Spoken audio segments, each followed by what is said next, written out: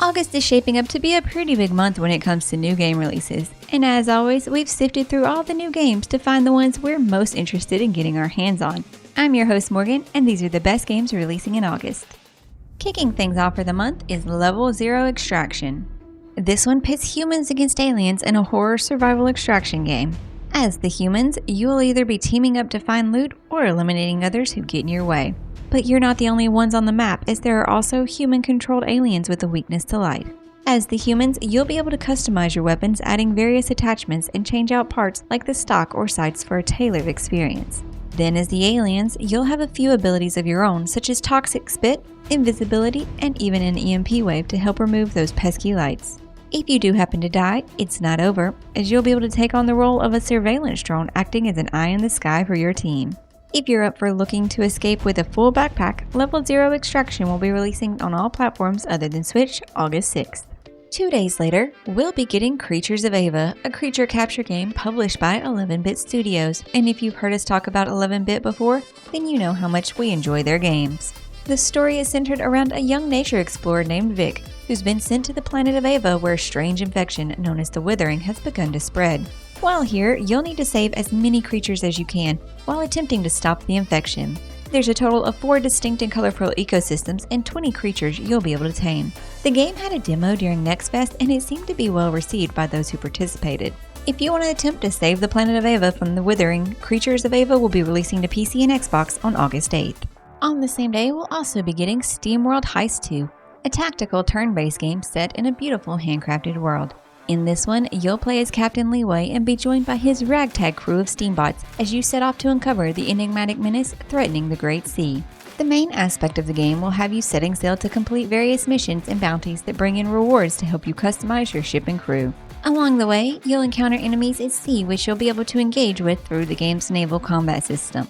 Then on land, you'll be engaging in a much different form of combat that has you setting up a position to get the best shot on your enemies while trying to maintain your cover. There's a vast amount of customization with over 150 guns, utility items, and ship equipment. If you're looking to set sail and plunder the seas, Steamworld Heist 2 will be releasing to all devices on August 8th. Also on the same day, we get Deathbound, a Souls-like with a unique combat system hoping to help it stand out from the rest. The setup of the game takes place in a world that was once the peak of technology, but after a feud between two gods, the civilization crumbled, sending it back into the Dark Ages. Now, where this game separates itself from traditional Souls games is in the ability to seamlessly swap between different characters while in combat. This system provides you with a way to create various combos and finishing moves, making it sound very interesting. There's a total of 7 different warriors you'll be able to obtain, though you can only use 4 at a time through the game's party system, meaning you'll need to sub them in and out similar to how RPGs work to find what combination works best for you. If you're looking to expand on your Souls-like collection, Deathbound will be releasing to all major platforms other than Switch August 8th. 5 days later, we'll be getting Stormgate, a new RTS that's set in a science fantasy universe. This one has us pretty excited, as I can't remember the last time we got a game like this, and it's from the developers who originally worked on StarCraft 2 and Warcraft 3. The game features 3 factions: Human Vanguard, Infernal Host, and the Celestial Armada. There's the typical 1v1s as well as a co-op mode where you can challenge the AI, and a competitive mode with a ranked ladder. There's also going to be a 3v3 mode, but it's currently still in development. Lastly, they've worked hard on creating more streamlined controls, thus making the barrier for entry easier for new players while offering a high skill cap for those who want to push beyond their limits. If you're looking to conquer your enemies, Stormgate will be releasing on PC August 13th. 1 week later, we'll be getting Black Myth WuKong, a new action RPG with a Souls-like combat system. It's based on one of the 4 classic novels of Chinese literature, Journey into the West. In it, you set out as the destined one to uncover the obscure truth beneath the veil. Along the way, you'll traverse breathtaking landscapes and undertake many challenging boss fights, each with their own unique strengths. Most of these bosses will have specific attack patterns and multiple stages you'll need to memorize in order to survive. As expected of WuKong, you'll have various staff techniques, and there will also be many spells and abilities for you to master. This has been one that we've had our eye on for a while, as the visuals are stunning and we can only hope the gameplay is just as polished. If you're looking to take on the role of the Monkey King, you'll be able to do so on all platforms other than Switch on August 20th. On that same day, we'll also be getting Guild Wars 2: Janthir Wilds. This is the 5th expansion in the series, and with it comes some pretty big updates. The first one being the new zone, Janthir, which has been talked about on several occasions, but this will be the first time we get to go there. Next is the Homestead, which will present players with their own piece of land and home that you can decorate and invite your friends to. On the combat side, they'll be introducing the Spear, which will be the first time we've gotten a new weapon since launch. Also, they'll be adding a new raid to the game, which hasn't been done since 2019. Finally, they'll be creating a PvE way of obtaining the Warclaw mount, which was previously only able to be obtained through World vs. World. If you're looking to settle down in your new home, Janthir Wilds will be releasing on PC August 20th. 2 days later, we'll be getting Tactical Breach Wizards, a turn-based tactics game. In this one, you'll lead a ragtag team of wizards as you work your way through a story that has you out to unravel a modern conspiracy.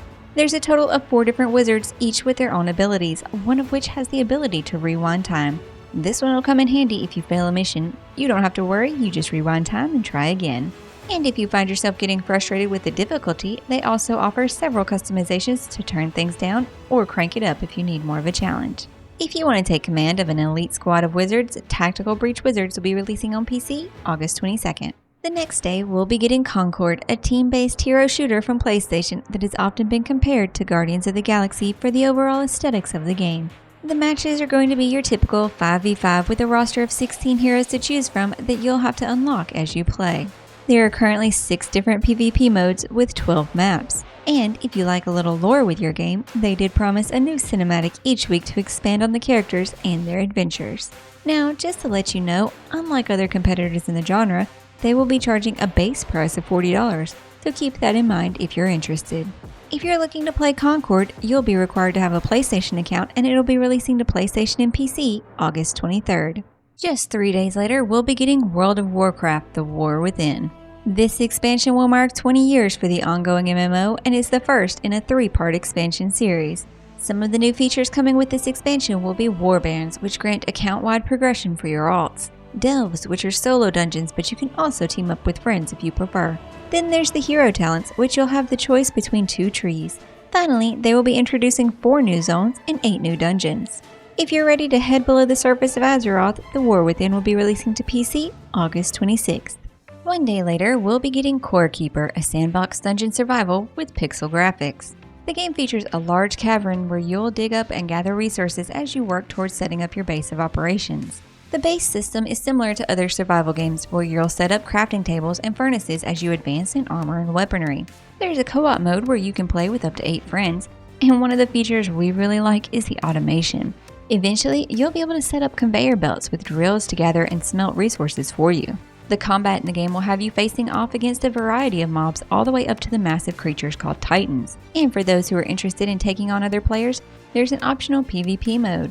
If you're up for discovering an ancient world, Core Keeper will be releasing to all major platforms on August 27th. 1 day later, we'll be getting Supermoves, a free-running party game. This one looks like it has the potential to be another one of those games that blows up out of nowhere, kinda similar to Fall Guys.